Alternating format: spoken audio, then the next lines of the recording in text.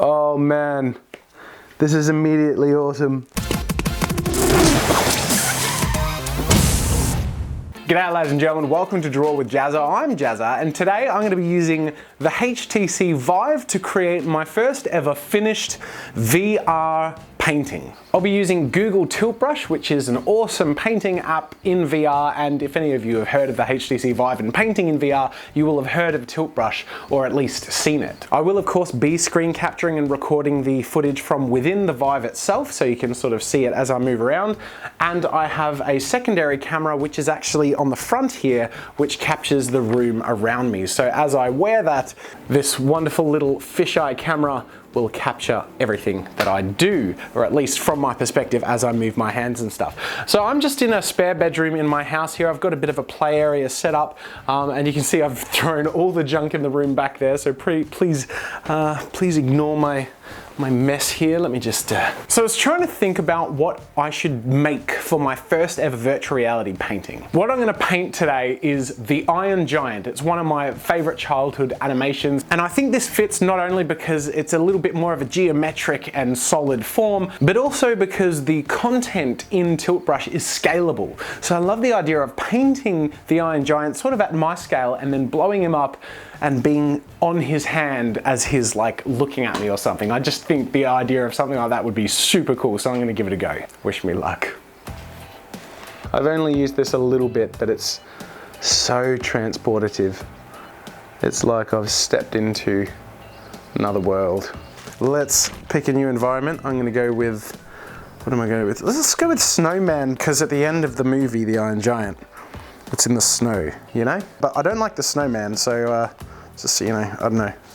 Go away, go over there. So the way I think would be effective to go about painting in virtual reality would be like sculpting. So I feel like if I create an armature first and then wrap the physicality around that, that's probably gonna be the best way to go about it. Consider this my construction sketch. It's gonna be ugly, but really I'm getting the skeleton and positioning. I actually want him to aim down, to be looking down more. So it should be more like this, shouldn't it? You can see I've got this reference of the Iron Giant. So I'm like lifting my mask to look at it. I'm sure there's a better way to go about this, like to look at a picture or Alt-Tab in virtual reality, but this is my first day using it, so feel free to put up with my terrible noob mistakes.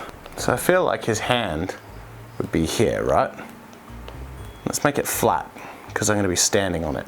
Oh, even if I like put my head here, which is where I'm going to be standing, that's pretty cool. Oh man, okay. So torso is going to go back here. So this is the spine, which is going to be straight. So I feel like if his leg comes out here, and it's good that I've got this shadow on the ground as a bit of an indicator. Okay, so this is my skeleton. That arm back there feels like the elbow's a bit tight, so I'm gonna bring it in this way so it's a bit more relaxed. All right, that feels much cooler. Oh my God, even just crouching like this. Okay, see now let's test this, right? So if I hold my grips, oh my God, Jesus Christ. Wow, my God. That is incredible. Oh man, and this is just my sketch. Okay, let's make this thing happen. This is everything I wanted it to be. This is a relatively new feature, this drag and resize, and it's making all the difference. Do you know what I'm gonna do? Let's use this very useful tool, mirror mode. You grip the mirror and you can place it exactly where you want things to be mirrored. All right, I think that feels okay. So the thing with the eraser is anything it touches is gone, and I don't want to get rid of my torso when I've drawn it, so I'm actually going to get rid of my sketch and then come in and paint the actual character. Obviously my most useful tool is the undo button. No surprises there. I'm going with a bigger brush size. I feel like we've got the dynamic going on. I think that's pretty effective. Once the armature's in place and I've finished blocking out one small area of the geometry, I start to get a feel for it pretty quick, and it becomes a matter of washing, rinsing, and repeating, so to speak. One thing I realized pretty quickly is that while the oil brush that I used does reflect light and shadow a little bit, it doesn't do so drastically enough to have a better array of light and shade and contrast on the surfaces of the Iron Giant as I painted. So I actually worked with two tones when painting the Iron Giant, one for the areas of metal that were most facing the light and outwards, and then a slightly darker shade of the grey for those same surfaces, but where sort of away from the light and usually in an angle facing downwards or in a more obscure place. And this helped create a little bit more definition.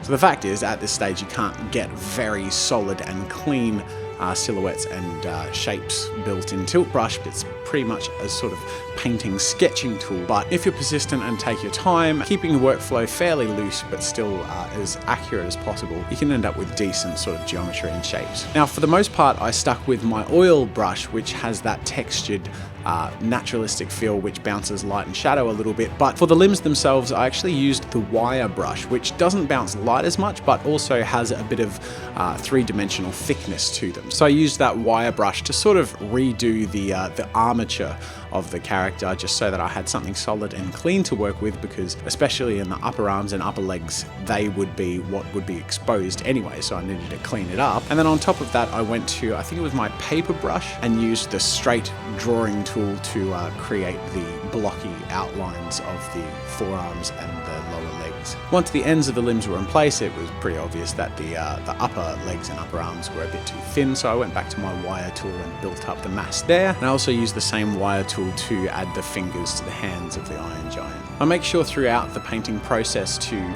be consistent with the differences in the tones of the Iron Giant, even though in reality in the cartoon a lot of the shades of his metal are very similar. I needed to work with different shades in the virtual reality painting program, just because I don't have as much control over light and how his surfaces reflect the light. Okay, and after all of that, I finally have a finished Iron Giant. So I'm scaling him to size, I'm standing in his hand. This is amazing. Jesus Christ. This has turned out so much better than I expected. Oh man, and I can make it bigger too. Zoom, boom. Oh my God. And I'll make him small, you ready? Whee! This time, I'm towering over you, Iron Giant. Let's bring him up to my size. It's hard to even describe what this feels like, but wow. I want to go on his hand again, that was cool. Imagine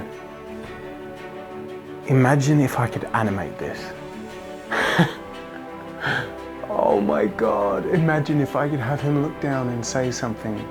Imagine if I could have him lift his other hand and like raise it over me. I want a piggyback ride. Hey! Just, you know, just on the shoulder of the Iron Giant. Oh, okay. Ladies and gentlemen, I'm gonna wrap it up, but not before I get to reveal the result of hours of VR usage. I present to you Goggle Face.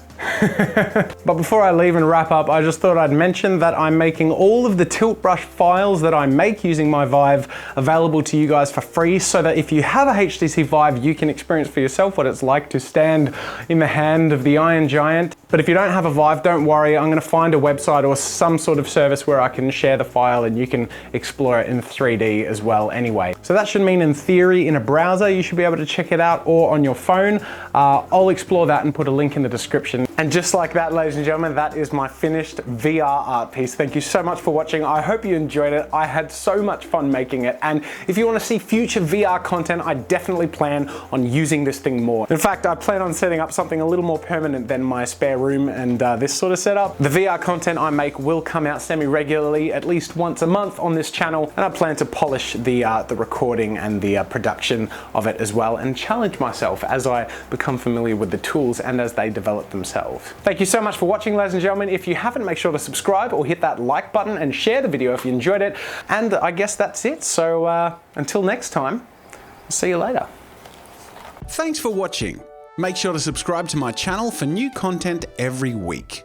If you want to support my work and get some goodies for yourself, head over to my store for archives, ebooks, digital brushes, video courses, and more. If you enjoyed this video, here's a link to another video you might like from this channel. And if you want even more, make sure to check out all my behind the scenes action on my vlog channel, Daily Jazza. Draw with Jazza is proudly sponsored by Adobe. Join the Creative Cloud today and get loads of incredible creative tools like Photoshop, Animate, Premiere Pro, and other apps for your computer or mobile device. That's it for now. Thanks for joining the arty party, and until next time, I'll see you later.